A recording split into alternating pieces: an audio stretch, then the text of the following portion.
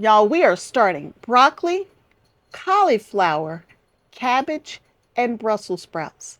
Come join me. Hello and welcome to Kim's Cozy Corner. We are going to use the Letpot seed starting station and we are going to start some brassicas right now.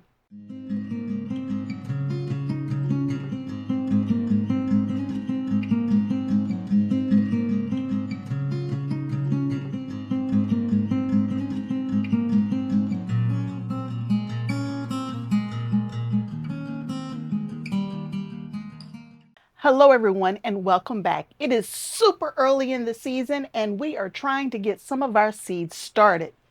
I live in Southwest Ohio. I am in zone 6B and my last frost isn't until about the end of April, April 24th or something like that. But I need to get some of my cool season crops started. Okay, not quite now. I'm a little early, but it's time to get some of our cool season crops started. I can plant some of my cool season crops outside.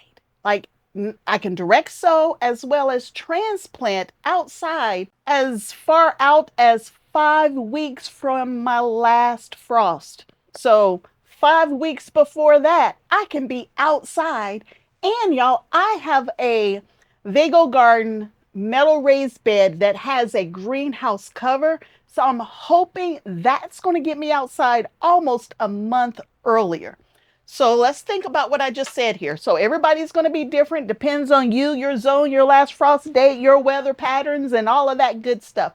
But for me, if my last frost is the last week in April, that means I can be outside with transplants by the end of March, right? I'm just estimating the end of March. And so in order for my transplants to be ready to go out by the end of March, it depends on how long it's going to take for them to sprout and get large enough so that it's strong enough to go outside.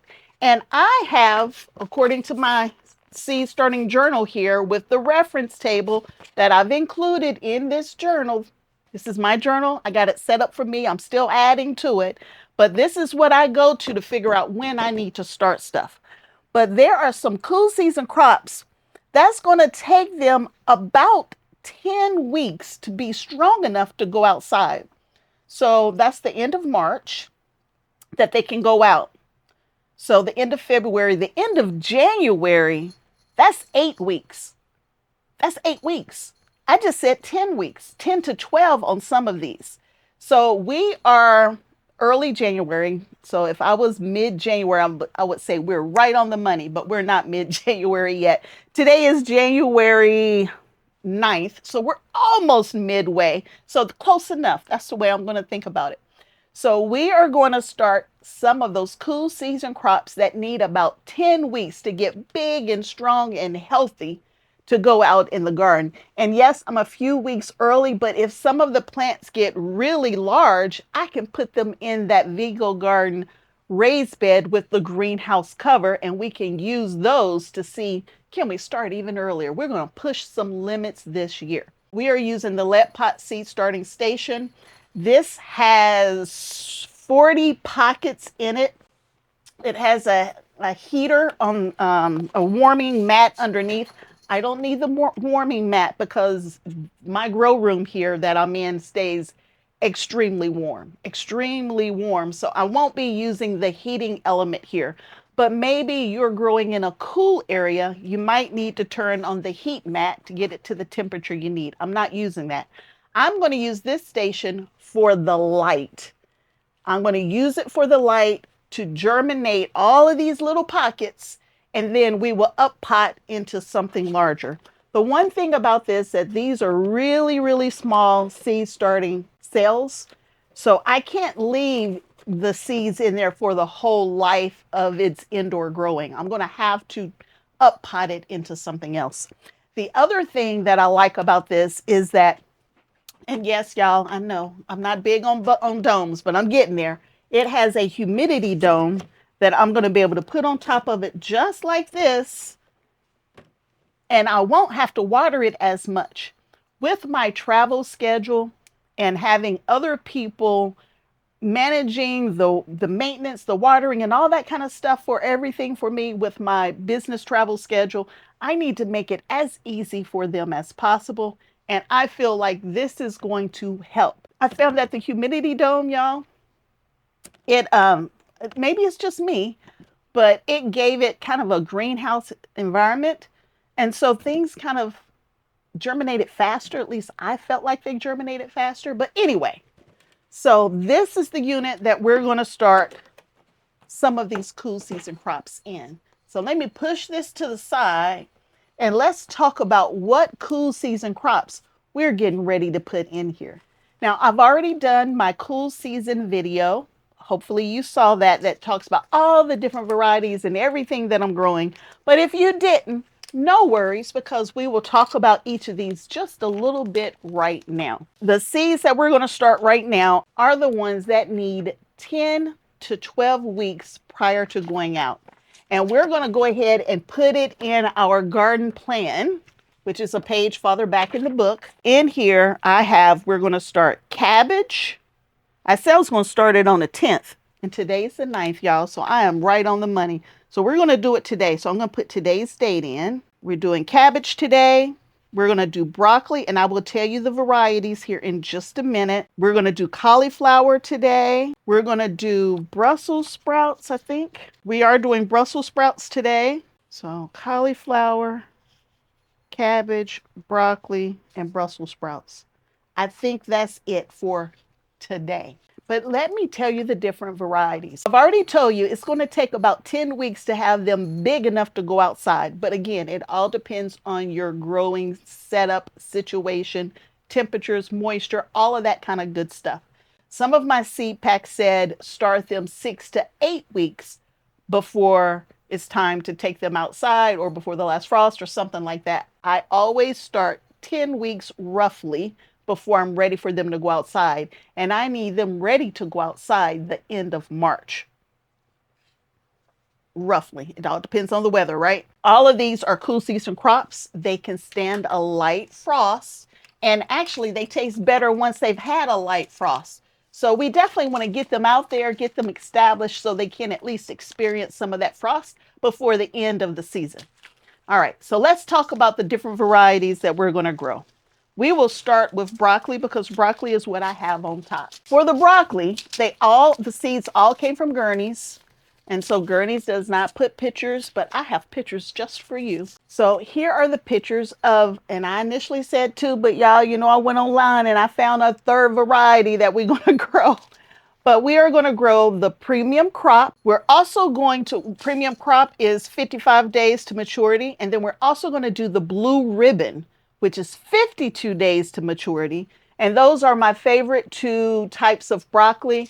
I can get ahead faster, and then I can start working on side shoots for the rest of the season. And I grow my broccoli all season long. I put them strategically in my garden where they are protected from the hot evening sun, and it keeps giving all season long. I was still harvesting broccoli, y'all, in the fall, and I put it out in my garden in April. But yeah, I was online, y'all, and I had forgot that I had got these, but I was online and I saw this purple magic. And here's a picture of purple magic right here. Don't know much about it. It was just pretty and it was purple. And I'm like, hey, we already got green. We got purple. Same thing with the cauliflower. We got some purple on that. We got some purple on the cabbage. Why not some purple on the broccoli? This one is also 52 days to harvest. 52 to 55 days to harvest on all of the broccoli that we're going to start. It says that this purple magic is an AAS winner variety for high quality, flavorful head, and you can get substantial second harvest after the main head has been cut. Side shoots, that's what we're going for. Those are my 3 varieties of broccoli. For my cauliflower, I am growing several different varieties of cauliflower. I am growing a 30-day to harvest cauliflower, and these are from Burpees. They're like Gurney's. There aren't any pretty pictures, but I made sure I found some pretty pictures for you. We're going to grow the white Corona, 30 days to harvest after transplanting, y'all. That's unheard of. We're going to do the early white, which is 52 days to harvest after transplanting. And then from Gurney's, so that was from Burpees. And then from Gurney's, I got the Flame Star. The Flame Star takes a while, y'all. It says it's 70 to 80 days to harvest. But, you know, hey, it is what it is. We're going to try to get some of this. The last pack of this I had, I don't remember it taking that long. But anyway, it says move these into the garden once they are 4 to 8 inches tall. Hopefully we can move it into the garden and enjoy harvest sooner. We're also going to do the snowball. There's a picture of the snowball. Now this says start seeds 8 to 12 weeks before the last frost. But I can put it out as early as 5 weeks before the last frost, which means it's only going to grow indoors for 5 weeks. Y'all, I've been saying this wrong for years. And when I'm wrong, I'm going to say that I'm wrong. When I'm wrong, I'm going to say that I'm wrong. But we start the vegetables 10 to 12 weeks before the last frost. Once the plants are anywhere from 6 inches or higher, based on everything I've been reading now, because some said 4, some said 6, some said 8, then we can put them out in the garden as long as we're within that 5-week window of the last frost. I'm going to cut this in because I want to make sure that I give you correct information because I was saying it wrong. When it comes to my cool season crops, or actually any crops as far as that goes, I need to start some of these as much as 10 to 12 weeks before my last frost. 10 to 12 weeks before my last frost. So when I say I need to start now, it's because it's 10 to 12 weeks before my last frost. But I can put them out in my garden as early as 4 or 5 weeks before my last frost. So I want to make sure that I'm helping people understand this correctly. I start 10 to 12 weeks before my last frost, and I can put them out about 4 or 5 weeks before my last frost. So that's why on some of these packs where I'm seeing 10 to 12 weeks, they are saying 4 to 6 weeks, because they're saying at the end of 4 to 6 weeks, your plant's going to be big enough and you can go ahead and put it out, and you're still going to be before your last frost. So I hope I haven't confused everybody. We are going to start now. And as soon as the plant is large enough, 6 inches, 8 inches, right? A substantial plant, and you are within a month of your last frost date, I can put my cauliflower, I can put my broccoli out, I can put my Brussels sprouts out, I can put my cabbage out. I hope I explained that. Okay, I got myself confused for a minute, but I've straightened it out. We've started talking about the cauliflower. We've talked about all of them all the way up through snowball. So then the next cauliflower is Purple of Sicily, which is this one right here. This one's going to be fun for us. I'm super happy about it. Got to have some purple cauliflower, got purple broccoli, right? We got to keep that theme going. So those are the different varieties of cauliflower. And then we get into the 9 different varieties of cabbage. Yeah, y'all, I said 9. I don't know. I just couldn't put nothing down this year. We're going to do Stonehead. Here's a picture of it. It is from Gurney's. And it is 67 days to harvest, and it's a round head. We're also doing Golden Acre. There it is. And this one is 60 to 65 days to harvest. We're going to do a late flat Dutch, which is 100 days to harvest. We're going to do the Charleston Wakefield, which is 70 to 85 days to harvest. And that one has more of a cone head versus a round head. We're also going to do the Early Jersey, which is 60 to 75 days to harvest. But y'all, you can harvest them young. You don't have to wait till they get huge. Harvest them when you're ready to eat them. I'm going to do, guess what? A purple. There it is. Verona. No, that's not right. Yeah. Valesio de Verona. It's got some purple on it, y'all. So that's my purple cabbage. And then we're going to get into Chinese Napa cabbage or Napa style cabbage. I'm going to do a very narrow head of Hilton. So it's not massive. It's a medium barrel head. We're going to do Bilko. And here's a picture of Bilko right here. I got that one from Harris Seeds. Ooh, a long time ago, y'all. It might not germinate. We'll see. But Harris Seeds. That one, large, densely packed barrel-shaped head. So it's going to get big. And then we're going to do this Korean one. And all I know is that it's Napa cabbage, but it looks massive. And that's all of the cabbage. And then we're going to do Brussels sprouts. I'm doing 2 varieties of Brussels sprouts. I'm doing the improved Long Island. It's right here. And I'm doing the Red Darling. And that one's from Burpees, and it's right here as well. The Red Darling has done better in my garden than the Long Island.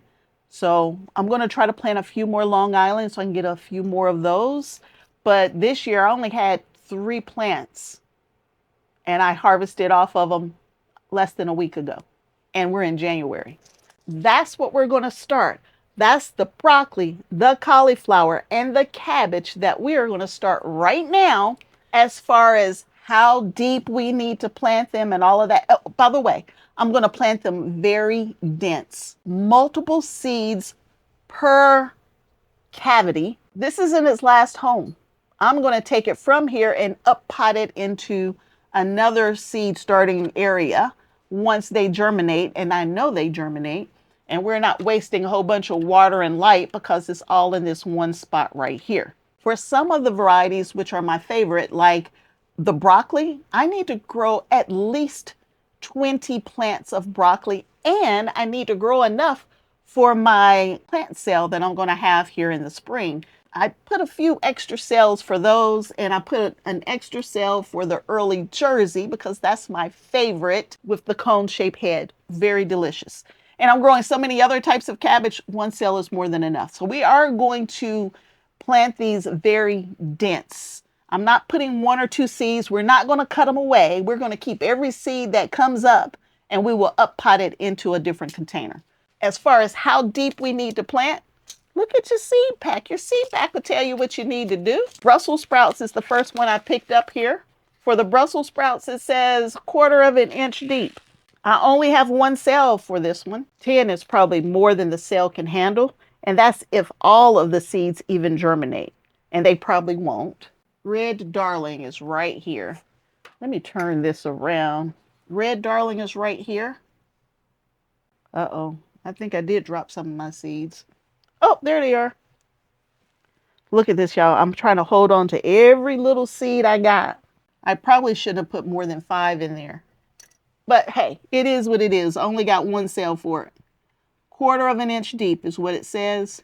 And that's what we're doing. Now, as far as the soil that I'm using in here, y'all, this is a seed starting mix. Let me cut away so you can see how I sterilized my soil. I want to take a couple of minutes and show you how I sterilize my seed starting mix when I do sterilize. I don't always do it, but when I do it, this is my process. So this is the primary brand I use when I'm using a seed starting mix. You don't have to buy this. You don't. There's no soil in here at all. There's no nutrition. There's nothing in here at all. But there could be larvae, eggs, and all kinds of other things that could cause a pest issue. I put my soil in some kind of container, and this is the little container I've used forever. I make sure that it's boiling, so 212 degrees is boiling for me. I pour it in here.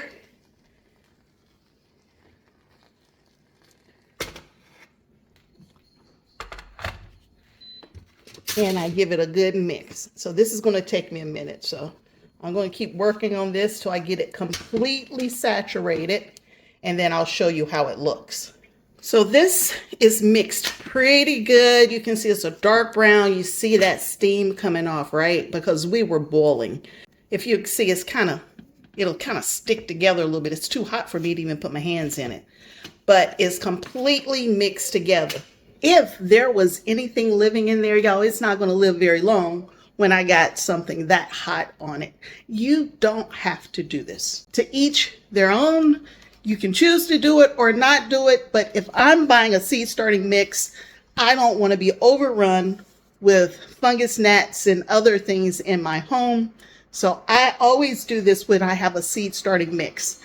I'm using Happy Frog. I did some with, some without, but for all of my seed starting mix, I'm always going to do this step. Now, the one thing to keep in mind is that I cannot plant any seeds with this until it cools off. You don't want to try to plant seeds in this boiling hot seed starting mix.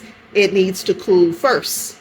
Now that you've seen how I sterilized the soil, I guess you can tell I had to wait. I had to let it cool off just a little bit because I didn't want to burn my seeds up. So I had to let it cool. And once it cooled, then I started this process. So we're going to do the same thing, about 1/4 inch deep for these seeds as well. And y'all, all of these brassica seeds, they all look alike.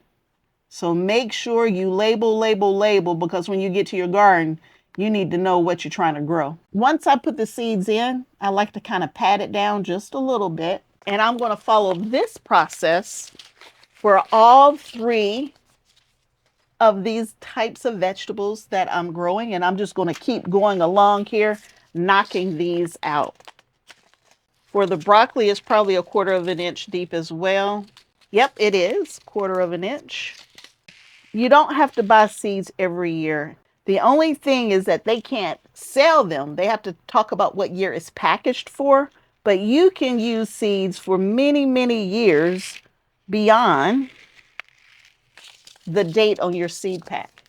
The only thing that might happen is that the germination could go down. Instead of having a 99% germination rate, it might drop down to 90, 80, 50. I have 20-plus-year-old seeds that I've proven every year for the last few years that they will germinate and that they do end up in my garden, and I do end up growing ancho chili peppers. I also have seeds that I've harvested, or my neighbor harvested from his garden, and they were harvested from his garden in 2020 or 2014, and we're at 2026. So the seeds are what? 14, 24, that's 10. 11, 12-year-old seeds. Is that right? Was it 14 or 4? I can't remember. It was either 2004 or 2014. When we get ready to do pepper seeds, you'll know which ones I'm talking about. I might not be remembering the date properly, so I don't want to put my foot in my mouth. So let me finish this process, and I will bring you back as we think about, y'all, I'm putting way too many seeds in here, as we talk about what's the next step in this process. For those who are growing with me, just remember though, your grow zone might be different, so you might need to adjust your timing. But if you are growing in my grow zone and we're doing this together, it's about time for you to go ahead and pull out this Letpot seed starting station and getting it set up.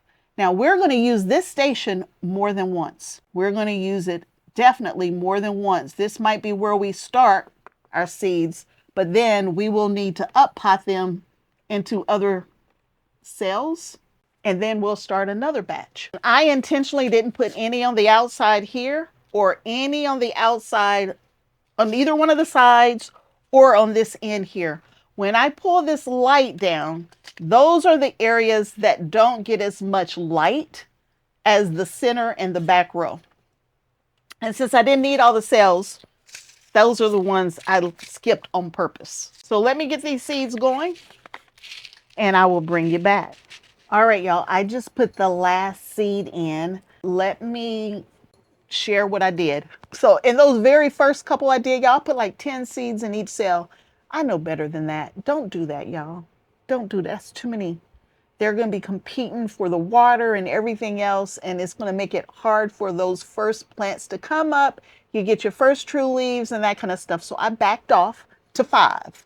So I didn't put any more than 5 seeds in any of these cells. At least I didn't try to put more than 5.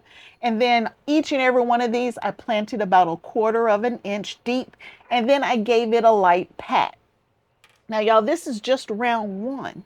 We're going to want to stagger the growth so that they're all not needing to go out in the garden at one time. This is first round. And then once I start up potting these, we will start another round so we can keep that harvest coming. I can make sure that I have plants at all stages when it's time to go in the garden, as well as for my plant sale. Now I have pockets here in the front and in the back here that I didn't use. So if I see I'm having issues with one of these, I can start some more seeds, move, a tag to another spot, and we can start growing something else. But it's all in here. My soil is lightly moist, because I did the sterilization a while ago. I had to let it cool and everything. So now we need to add water to these seeds. So let me just pick this up real quick so you can see. So this is the seed tray, and it's sitting inside this here. When you're watering your seeds, like I always say, you want to water from the bottom. But when you first start seeds, you can give them a little spray on top with water. We're going to start watering from the bottom and give it a spray.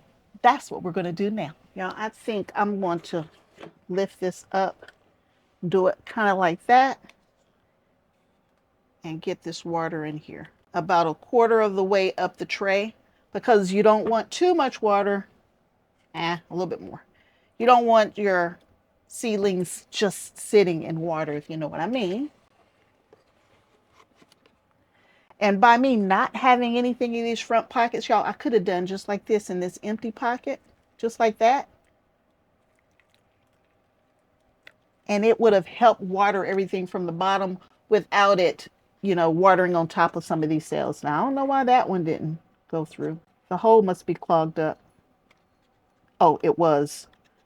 The hole was clogged up. It wouldn't have got water if it needed it. I got the water in the bottom, and I only need to spray the cells that got something in them. I don't need to spray the other cells. Okay. So we've given it a light spray. We're going to put our, oh, I forgot. The other thing that I really like, let me get this water out of your way. The other thing that I really like about this Letpot seed starting station is that it has this device that I can stick in one of the pockets, and it's going to let me know how that pocket's doing. Do it need fertilizer? Do it need water? This is on an app on my phone with all of my other Letpot units, so my hydroponic systems, all that kind of stuff. It is on an app, and I can track how it's doing. We're going to put our lid on, and it's got a little place right here on this side for this cord to fit over. All right, we got the lid on. This light is also on a timer, or it will be on a timer once I get it set up here. And y'all, the interesting thing, because of where I live, most of the big box stores and garden centers and that kind of stuff, I can't even buy transplants until it's like already at the last frost. And then that's why we don't get a good growing season up here, because they don't even carry the stuff until it's too late. By starting your own seeds, one, you're saving money. I mean, a pack of seeds, $2, right? I think is what, $5, $6 a plant these days at the big box stores. But anyway, you're going to save some money. You're going to grow the varieties that you want, and you can start them on your time, not on the store's time. The store is thinking about how they're going to make money, right? They don't want to go in a hole, right? So they don't bring the stuff out soon enough for you to truly get it in your garden, because most people don't garden that early. I went into one of the stores late summer because I wanted to start my fall season. And we don't carry that stuff for the fall. Nobody uses it in the fall. That's when I started trying to grow my own seeds, because I can do it on my time based on the weather and not on what's best for the store. So we got it all hooked up here. Let me plug it up. I had to be careful. Buttons was trying to chew on the cord. We're turning the power on. The heater is off. The light is on. I already had this set up for other vegetables, so I already know it's set up for 12 hours or 16 hours on one or the other, I can't remember, and then 8 hours for sure, at least 8 hours off. So this, y'all, is set up. It's ready to go. We've started our onion, and there's a video on that. We've started our herbs, and there's a video on that. And now we have started our cool season crops, the ones that can handle the most cool weather, which are our broccoli, cauliflower, and cabbage, and Brussels sprouts. So those are the things we started today. I hope you enjoyed the video. Hopefully it wasn't too haphazard for you. We're going to keep this growing going, and hopefully you're going to grow with me, or at least you're learning something from the things that we are doing. Hopefully you're getting ready to start your garden as well. So until next time, and I hope there'll be a next time that you choose to hang out with me at Kim's Cozy Corner. Bye.